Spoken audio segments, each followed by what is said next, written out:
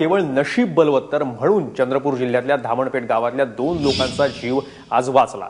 कारण वाघिणीच्या वेढ्यातून 2 जणांची 4-5 तासांनंतर सुटका झाली। चंद्रपूर जवळच्या धामणपेठ इथली ही घटना आहे। घाबरून ते झाडावर जाऊन बसले, 5-1 तास झाडावर अडकून थांबले आणि त्यामुळे वाघिणीच्या ताब्यातून ते वाचले गेले।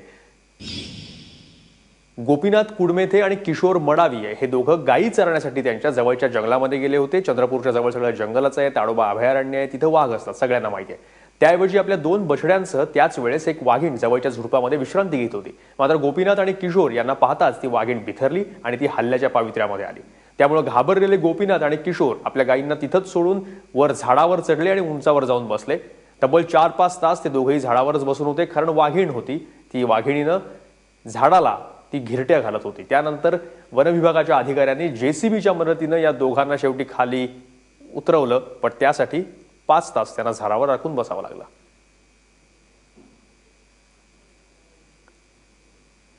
गोपीनाथ कुळमेथे आणि किशोर मडावी यांच्यासोबत बातचीत केली आमचे प्रतिनिधी सारंग पांडे यांनी। किशोर, नेमकं काल काय झालं होतं? कशा प्रकारे वाघीण तुम्हाला दिसली? कशासाठी गेले होते तुम्ही तिथे? मी गाय ढूंढण्यासाठी गेलो होतो। तिथे काय झालं नेमकं? म्हणजे आम्ही गाय पाहासाठी गेलो होतो, तिथं ते बसून होती। आम्ही तिला पाहिलो आणि मागे सरकलो होतो। मागे सरकून मग ते थोडीशी सामोरी यायला लागली, तर आम्ही झाडावर चढलो। त्याच्यानंतर झाडावर चढल्यानंतर ते साईडलाच बसून होती।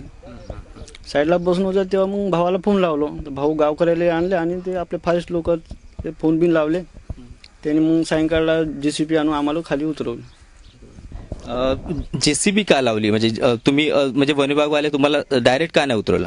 डायरेक्ट म्हणजे खालती वाघ बसून असल्यामुळे नाही का आम्हाला उतरता येत नव्हता, म्हणून त्यांनी जेसीबी आणले, म्हणजे वरच्या वरून खालती उतरवलं। या पूर्ण म्हणजे किती तास तुम्ही तिथे बसले होते? म्हणजे किती वाजले होते अंदाजे? 5 वाजत पावतो, 5-6 वाजलेच होते। या दरम्यान म्हणजे 5-6 तास तुम्ही झाडावर, वाघ खाली, अशा परिस्थितीत तेव्हा काय वाटत होतं? भीती वाटत होती। ते तुमच्या बिलकुल समोरच होते? हा, भीती वाटत होती। वन विभागाने वाचवलं, त्याच्याबद्दल काय सांगाल तुम्ही? काय सांगू आता? तर एक प्रकारे मृत्यू काय असतो हे त्यांनी काल दिवसभर अनुभवला। वाघिणीच्या ताब्यातून या दोघांनाही सोडवताना काय दिव्य करावं लागलं वनाधिकाऱ्यांना, ते सांगितलंय प्रफुल्ल निकोड यांनी। या ठिकाणी हे झुडूप आहे, या ठिकाणी ती वाघीण तिच्या पिल्लांसह होती आणि हे जे 2 लोक होते हे तेव्हा आले आणि यांच्यावर वाघिणीने चार्ज केला। त्याच्यामुळे ते घाबरून हे जे बाजूचं झाड आहे या झाडावर ते दोघेही जाऊन बसले आणि त्याच्यानंतर त्यांनी गावात फोन केला आणि आम्ही इथे अडकलेलो आहे, वाघीण आहे असं सांगितलं। त्यानंतर वन विभागाचे लोक आणि इतर लोक आले। नेमकं काय नंतर वन विभागाने कृपया जाणून घेऊया। प्रफुल्ल निकोड जे इथले RFO आहेत त्यांच्यासोबत जाणूया। निकोड साहेब, परिस्थिती कशी होती, तुम्ही कशी हाताळली ती? मी काल 2 वाजता बल्लारशाला निघालो। झरण येथे आल्यानंतर मला माझ्या फॉरेस्टरचा फोन आला, कोंडेवाडजीचा। कोंडेवाडजींनी सांगितलं की कंपार्टमेंट 141-42 आहे, त्यामध्ये 2 लोक अडकले आहे बा आणि वाघीण आहे आणि तिचे 2 पिल्ले आहे बा।